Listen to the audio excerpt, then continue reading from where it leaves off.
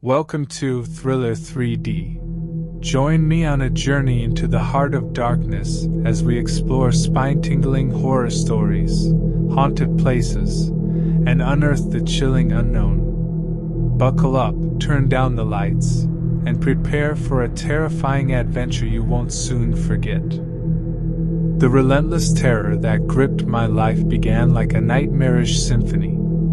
Every night, without fail, the phone would ring, shattering the stillness of my home. I would wake in a cold sweat, heart pounding, and stumble across the dimly lit room to answer the call. The voice on the other end was a chilling whisper, a cadence of dread that sent shivers down my spine. It told me things about me, things about my past, things about my darkest secrets.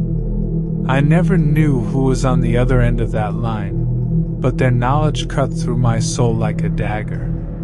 They knew things they shouldn't, things only I should know. It was as if they had unraveled the very fabric of my being and were now tormenting me with the tattered threads of my own existence. My nights became a hellish routine, a nightmare from which I couldn't awaken. Each evening, the phone would ring, and I would answer, helpless against the relentless onslaught of terror.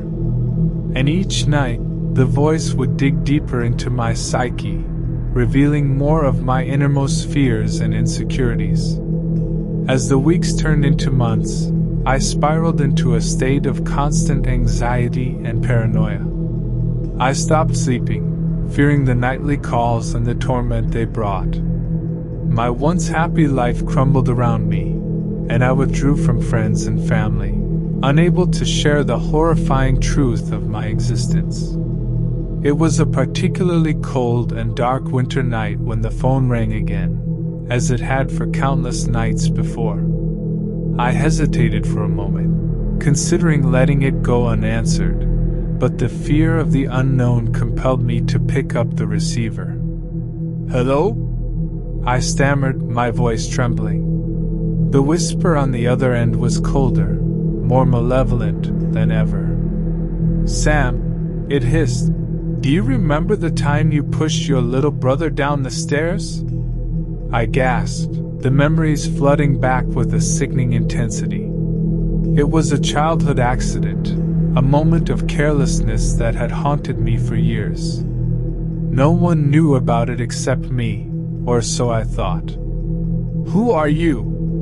I demanded, my voice quaking. The voice ignored my question, continuing its cruel taunting. "And what about the time you cheated on your college entrance exam? You thought you were so clever, didn't you, Sam?" My mind raced as the voice recounted moments from my past that I had buried deep within the recesses of my memory. The shame, the guilt, the regret, all of it was laid bare, exposed to the merciless scrutiny of this unseen tormentor. "Why are you doing this to me?" I begged, tears streaming down my face. The voice on the other end chuckled, a cold, mirthless sound. "Because, Sam, I know the real you. I know what you've done, what you're capable of. And I'm going to make sure you never forget." With that, the line went dead, leaving me trembling and broken. The weight of my past sins pressed down on me like a crushing weight, and I knew there was no escape from the relentless horror that had consumed my life. Days turned into weeks, and the nightly calls continued unabated. I sought help from the police, from a therapist, from anyone who might be able to stop the torment, but they could find no trace of the caller. It was as if they existed only in the darkest corners of my mind, a specter of my own making.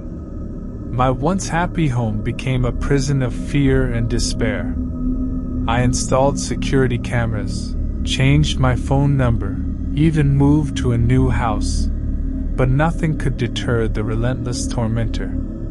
The calls followed me, a constant reminder of the darkness that lurked within me.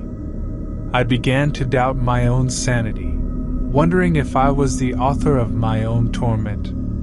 Perhaps I had concocted this sinister narrative as a way to punish myself for the sins of my past. But deep down, I knew that the voice on the other end of the line was all too real, a malevolent presence that reveled in my suffering. One night, as I sat in my dimly lit living room, dreading the inevitable ring of the phone, a different kind of call came through.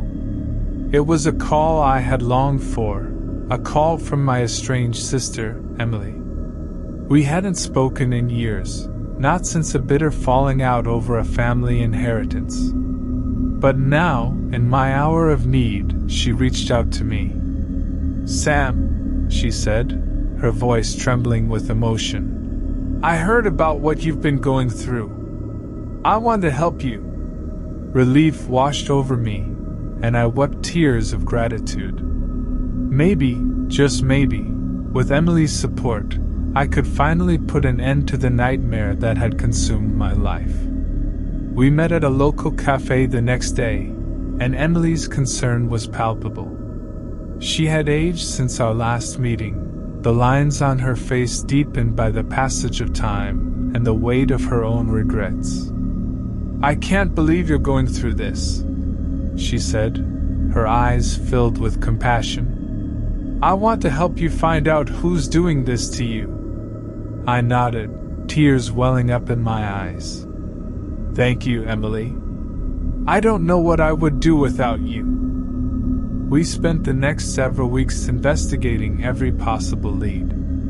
Emily hired a private investigator, and we combed through phone records, looking for any clues that might lead us to the identity of the tormentor. But it was as if the caller existed in a shadowy realm beyond our reach, always one step ahead of us. As the weeks turned into months, my hope waned, and I began to lose faith in our ability to stop the torment. The calls continued, each one more insidious and unsettling than the last. It was as if the tormentor relished the chase, the cat-and-mouse game we were playing. One evening, as Emily and I sat in my living room, poring over the latest batch of phone records, the lights in the house flickered and died. We were plunged into darkness, the only illumination coming from the pale glow of the moon through the window.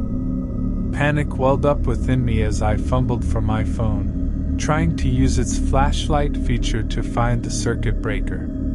But before I could make any progress, a voice whispered from the shadows. "Sam, you can't escape me," it hissed, sending a chill down my spine. Emily and I froze, our hearts pounding in our chests. The voice seemed to surround us, coming from all directions at once. It was as if the very walls of the house were speaking to us. "Who are you?" Emily demanded, her voice shaking. The voice chuckled, a sound that seemed to reverberate through the very air we breathed. "I am the darkness that dwells within you, Sam. I am your deepest fears, your darkest secrets." I felt a cold hand on my shoulder, and I turned to see Emily staring at me in horror. "Sam," she whispered, "I think it's coming from you." I shook my head in disbelief, but the voice continued to speak, its words a grotesque parody of my own thoughts and fears. "Sam, do you remember the time you stole from your own mother? Do you remember the lies you told?